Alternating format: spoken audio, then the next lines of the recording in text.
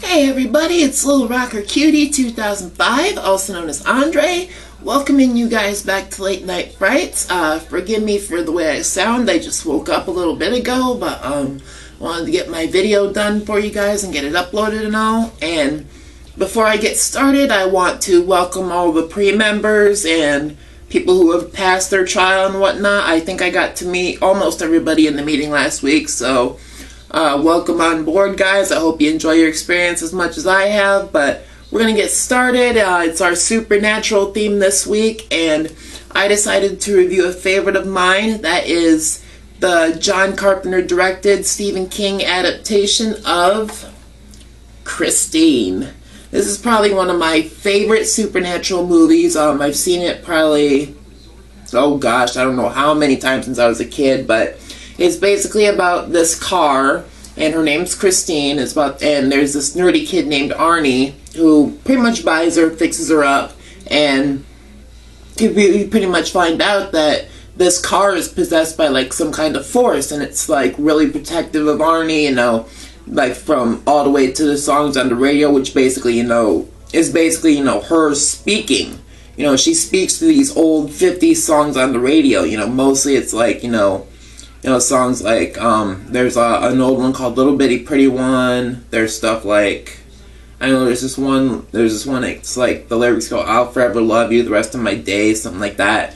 But that's one of like the main songs that Christine will play for Arnie, and there's like some really, really creepy scenes in this movie. I mean, we got the one part where, Arnie's hooked up with this girl, they're at the drive-in, and they're sitting in Christine, and the wipers stop.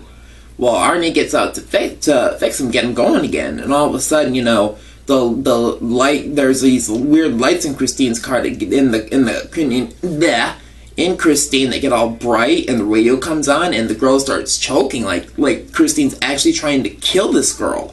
And of course, the door's locked and everything, so she can't get out. I don't want to give away too much of this movie if you guys haven't seen it, but, like I said, it is one of my favorites. You're dealing with a car that can pretty much drive by itself, do anything it wants to, basically rebuild itself from being crashed. There is a scene in this movie where you see her start rebuilding herself. Like there's a scene where, there's these bullies that pick on Arnie throughout the whole movie. They've smashed up Christine. Well, Arnie's in there one night working on her, getting her fixed back up, and he hears these kind of noises. I'm sorry, my nose itches. And so he looks, and the motor, Christine's motor, is fully repaired. So he gets kind of this odd look on his face, walks out in front of her, and he goes, okay, show me.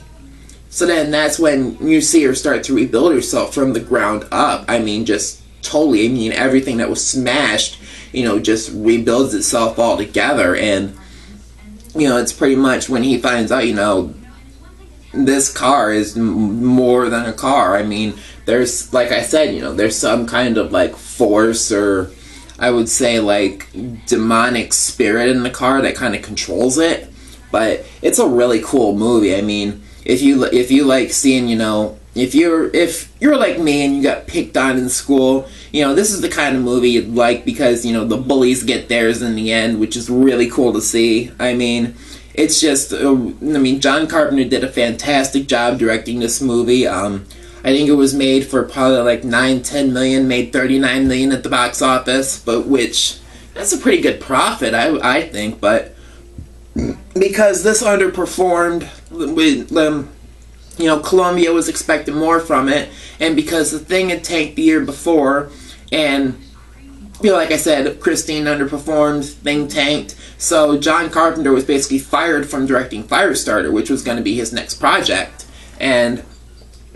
But I still do not see how this movie could have underperformed at the box office. I mean, it's one I really enjoy. I mean, I consider it to be a cult classic. It's one of those movies where, if it's on, I'm going to watch it no matter where it's at, unless again, I have that exception where if a movie's near the end and it's on TV, then I'm not going to watch it, But this is just one of my all-time favorites, one of my favorite Stephen King adaptations, one of my favorite John Carpenter movies, one of my favorite 80s horror movies. I mean, this is one of those movies, like I said, you know, I can watch it again and again and again. I actually did a review for this for my channel, but I haven't uploaded it yet because it's like 20 minutes and spoiler heavy and so on. But, you know, I kind of wanted to keep this as short as I could. And I'm going to say, if you guys have not seen Christine, I highly recommend it. If you can find the special edition with this cover art, that's the one to get because it's got a ton of features. Or if you can find, like, this double feature here, this is also worth the pickup because it is a special edition, and the special edition of Darkness Falls comes with it, so that's really a good deal. I actually picked this up at the pawn shop in a 10 for 10 deal, which you'll soon see in an update on my personal channel. But I think that's about all I can say about Christine. You know, it's a really great movie.